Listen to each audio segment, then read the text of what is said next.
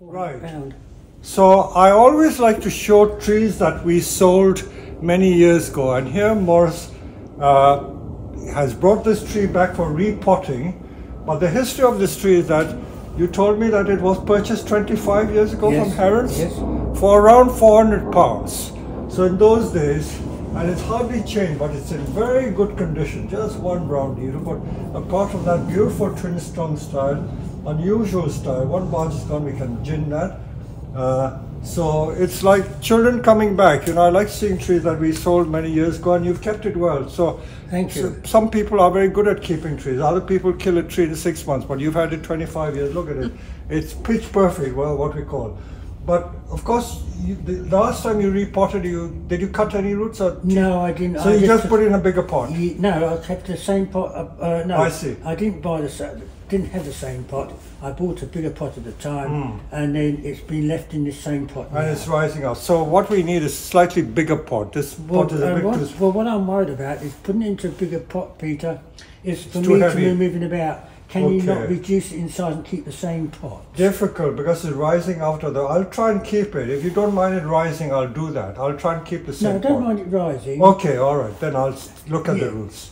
So you can reduce it. Yes, I understand. It becomes hard to lift. Even I can barely lift it. Well, I had to get a friend to lift it into the car. This is about 30 kilos now. And it's not that big, but it weighs 30 kilograms. Okay, so I'll try and get it back in the same pot, although ideally it needs a bigger pot, but we'll see how it goes.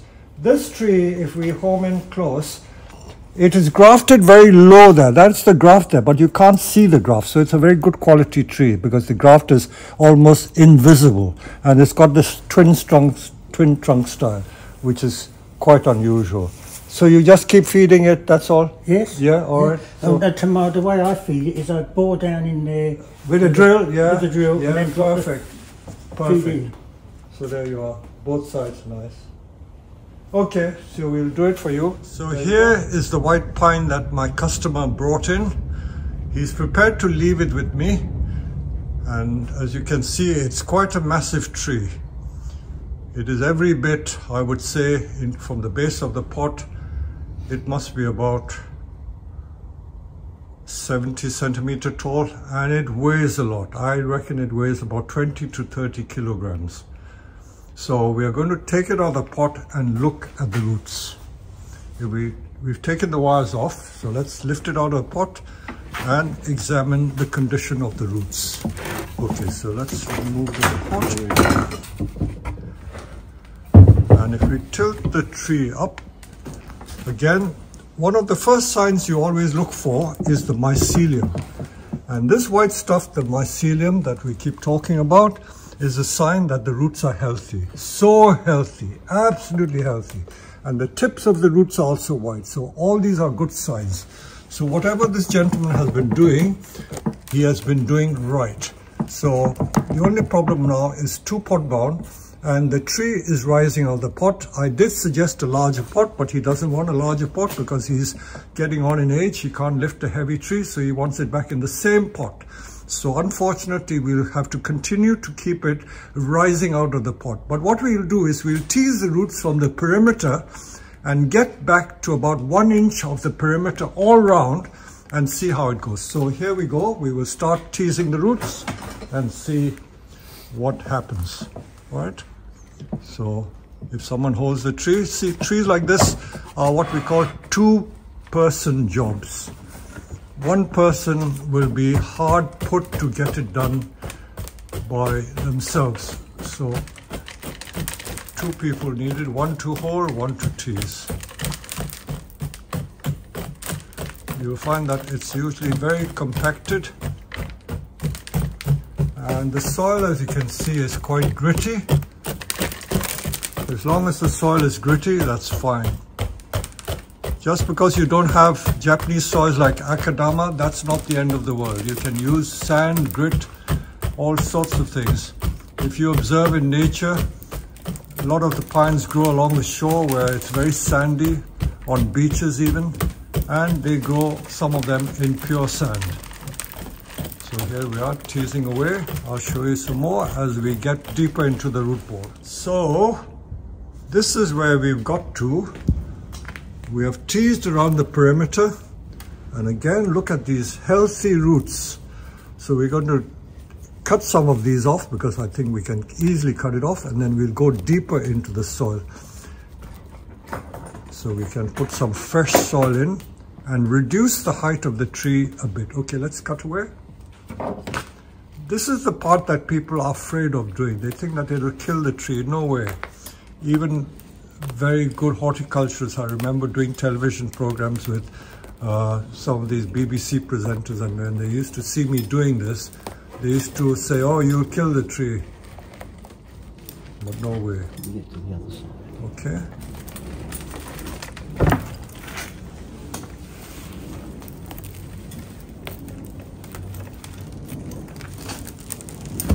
And that is the massive root we got out. Now we're not going to throw all this root away because we're going to mix some of this mycelium back in the soil. Okay, I'm sure we can get about 2 inches, don't you think? Huh? Yeah, there's a nice loose layer now that Steve's into. And more, and then we will just put about half an inch or an inch.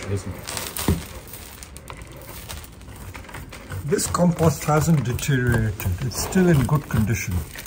So it just shows that you have a good friable compost with a lot of drainage. It doesn't get soggy and wet and damp. So this was the mix we used to use about 5 years ago. We're forever experimenting with different mixes, and this mix certainly seems to have worked well, because the tree is in excellent health.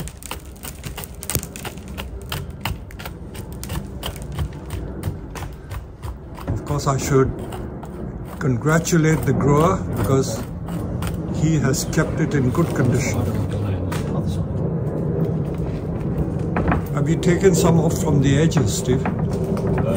We'll try and test it here. Okay, take some and then we'll test it and see how low we can get it.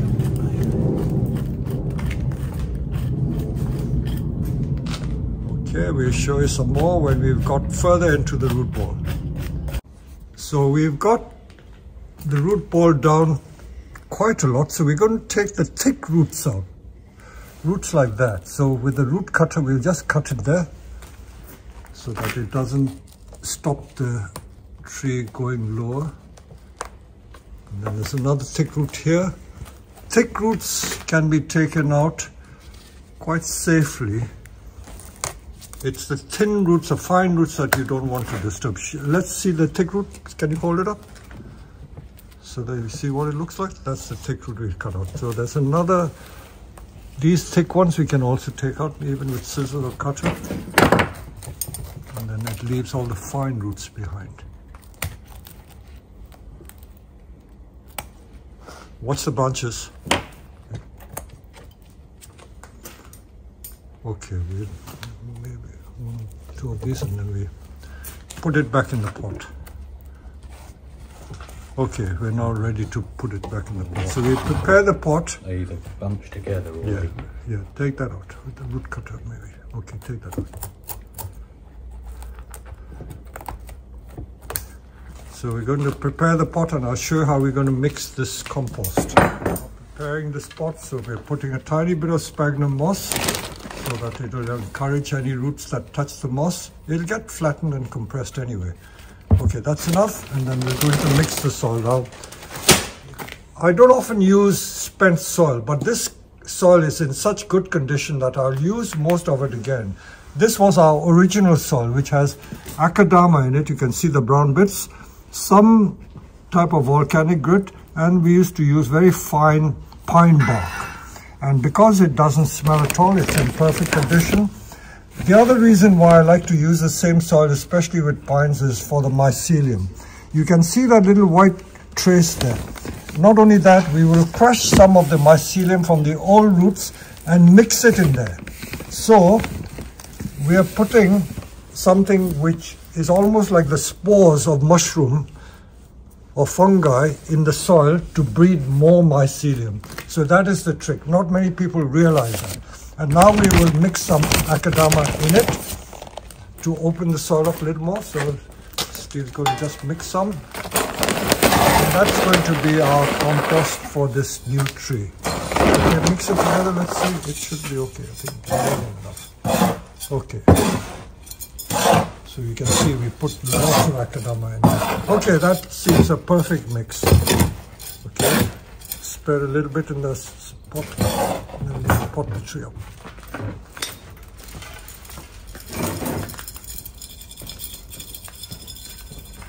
Okay, right, fine. So we will now put the tree back in its pot.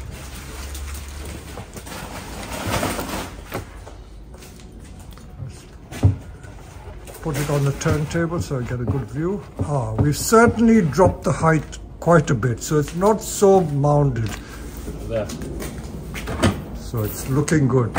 So if we can compare it with the original photograph, you'll see that we've reduced the mound quite a bit. So all that we now need to do is put soil around it and the tree is done. I don't need to show you everything. So that's it. So here's the finished tree repotted. And you see how we tied the tree in with the wires, crisscrossed it because of the mound. We've made sure that it won't fall out. And this is the amount of root we cut out, about 1 inch and a bit all around the perimeter. And we must have taken at least 2 inches from the bottom, 2 or 3 inches, to make it look less of a mounded up tree. So we've got it back in the same pot. And that pot is just right for this tree. It's a good choice of pot. What I'm now waiting for is to bring a drill, because the insides, we didn't penetrate the insides because it's quite matted in the middle. I'm going to bring a masonry drill and drill through the compacted root ball. This is something I often do. People may laugh at me, but it is a thing that works.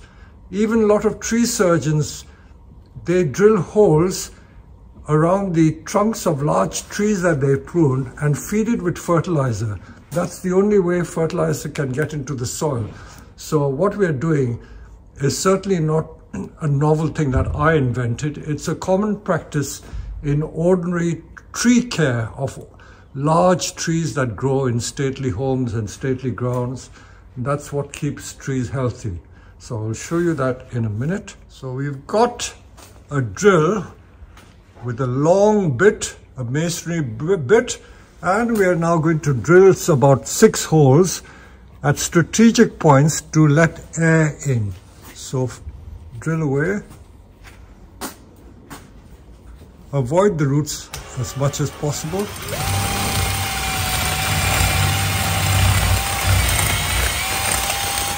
So that's what we're doing. Maybe over here. But do you just want 6 round? Yeah, yes. If I can get one in. Yeah, in there, that's it.